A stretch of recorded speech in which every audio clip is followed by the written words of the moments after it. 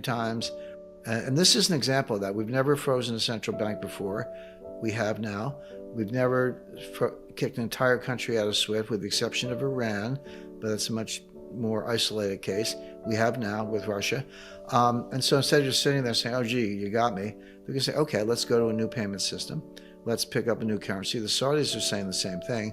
And all of a sudden, if you're one of the top princes of Saudi Arabia, maybe Mohammed bin Salman or any of the top princes, you have a yacht in Monaco, you have a house in Aspen, you have who knows how many houses and palaces and yachts around the world, private jets, and they're like, hey, actually, all that stuff could be seized, because that's what we're doing to the Russian oligarchs. And by the way, it's not limited to oligarchs. We saw this kind of neo-fascism in Canada very recently with Chrystia Freeland, who's the deputy prime minister, freezing the bank accounts and the crypto wallets of the truckers. These are blue-collar, nonviolent protesters. Yeah, they were blocking traffic. Or anyone who supported the truckers. Yeah. Sorry? Or anyone who supported the truckers. Well, actually, Canada went so far as to criminalize it. If you supported the truckers under a recent interpretation of Canadian law through Chrystia Freeland, the deputy prime minister, that's a criminal act. So I told Justin, I said, come and get me. But my point being, so she's seizing the accounts of blue collar truck drivers, and Biden's seizing the accounts of oligarchs. But it's the same thing, okay? Blue collar, multi-billionaire, but it's the same thing. Suddenly, Canada and the U.S., two of the number one, I think number 5 economy in the world, number 6 maybe, have frozen Canadian dollar and U.S. dollar accounts of people they don't like.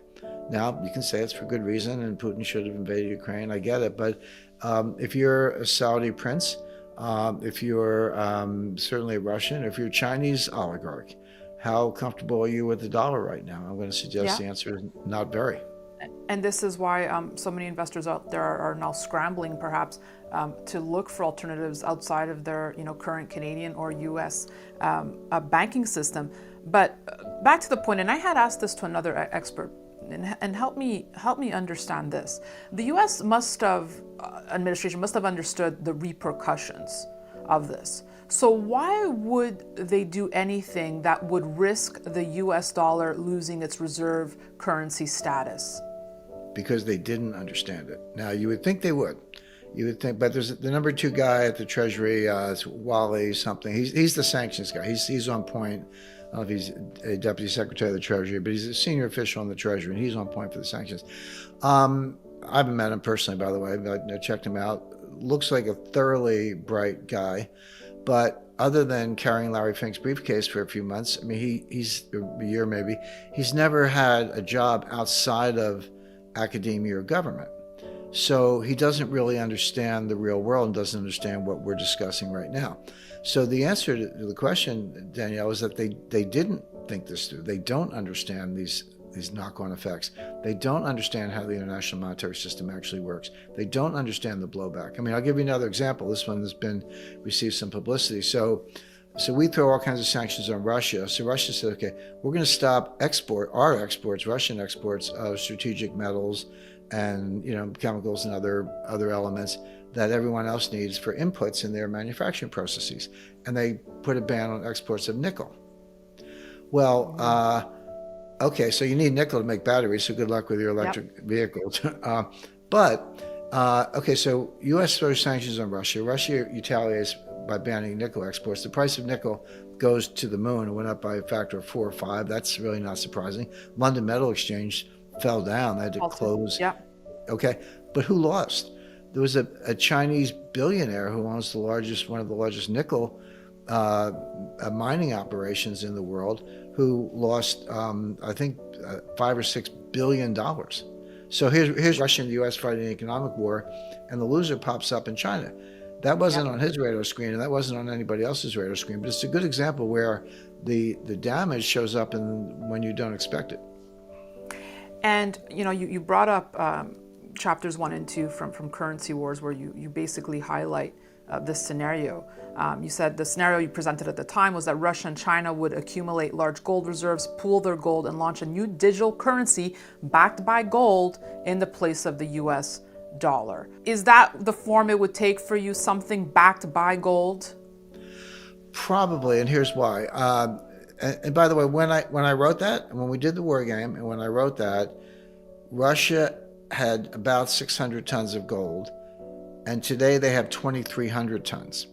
China had about 600 tons of gold, and today they have about 2,000 tons, just slightly less, that we know of. And they may have several thousand tons off the books in the State Administration of Foreign Exchange that we don't know about, because that's completely opaque. So Russia and China did exactly what we warned the Pentagon about in 2009, exactly, which is increase their gold reserves by a factor of 4 or more. But everyone's like, well, the Chinese yuan is going to be the global reserve currency. No, it's not going to be the ruble. But here's why. Well, there are a lot of reasons, but the main reason is when you talk about reserve currency, you have to understand what that means. It's not like the People's Bank of China has a bunch of $100 bills on pallets stacked up in the basement. When people say reserve currency, what they really mean is the currency of the bonds that they invest in. In other words, they're dollar-denominated assets in the form of treasury bonds or notes. That's what China actually has on their books, not like dollars per se. So if you want to suggest or hypothesize that the Chinese yuan is going to replace the US dollar as a global reserve currency, where's the yuan bond market? I mean, it doesn't exist. Very small scale, very illiquid, no primary dealers, no when issue trading, no auctions, no repo, no settlement and clearance, none of the plumbing and the mechanics of a mature bond market such as the United States. And above all, they don't have a rule of law. I mean, at least if somebody reneges on a treasury bond, you can sue somebody, but you can't do that in China.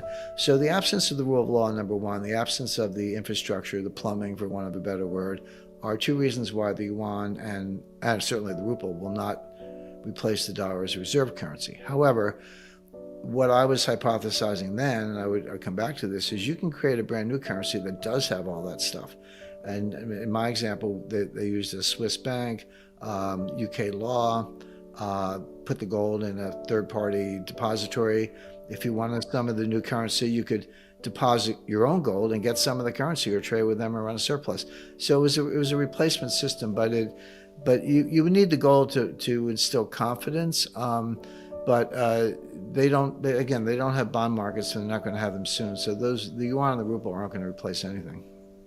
I guess to wrap part one of this very thorough discussion, I want to get back to really the main point you're hammering home here, is that we're on the verge of a global liquidity crisis.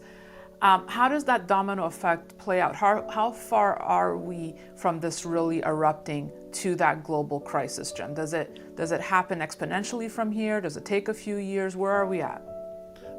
It's more the former. We are uncomfortably close. Now it's impossible to know exactly how close because it's a complex dynamic system, and you can make very good predictions on complex dynamic systems as to the magnitude of the crisis. But it's very hard to get the exact timing.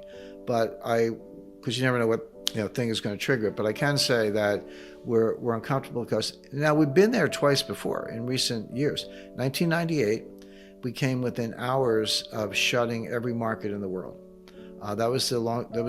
Began with a Russian default, by the way. August 17th, 1998, Russia defaulted on their external debt, and the ruble was grossly devalued. That started a global liquidity crisis, went around the world, ended up in my lap at Long-Term Capital Management, where we had $1.4 trillion of derivatives. And everyone goes, oh, long-term capital, you guys lost a lot of money in Russia. We didn't. We lost maybe $100 million in Russia, but we lost closer to $4 billion on everything else.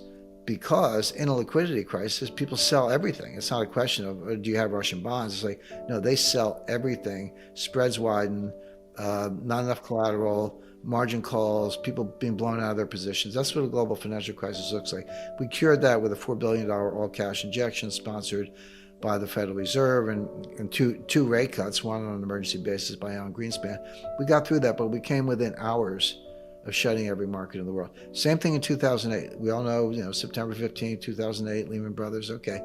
People don't realize, that, Morgan Stanley was days away from failing. Goldman Sachs was days away from failing. John Mack said so at the time. Lehman was begging for help. He said, "Sorry, I got enough on my plate. We're worried about Morgan Stanley right now."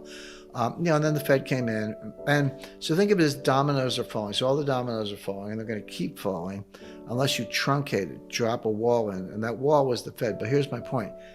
Each bailout gets bigger than the one before. Each crisis is more dangerous than the one before. So 1998, 2008, here we are in 2022. We're going to get to a point, we may be there, where the crisis is actually bigger than the Fed, bigger than the Fed's ability to stop. And I guess finally, to just bring this home, given the terrifying picture you've just painted, Jim, how should we be protecting ourselves here? Well, you want assets that are going to be immune from a global liquidity crisis. What are they? Land, real estate, gold, silver, fine art. I see Andy Warhol, Marilyn Monroe has gone, they estimate $200 million. You could have bought that for $50,000 in the 1970s. That's a little more specialized, but there are natural resources, water, etc., energy, oil. If you want to be in stocks, okay, get stocks of companies that are based on natural resources, such as ExxonMobil, Chevron. I'm just giving these as an example, but so there are a lot of ways to protect yourself, but a regular stock portfolio is not a good one, and banks are going to be in distress, money market funds are going to be in distress. That's what a liquidity crisis is.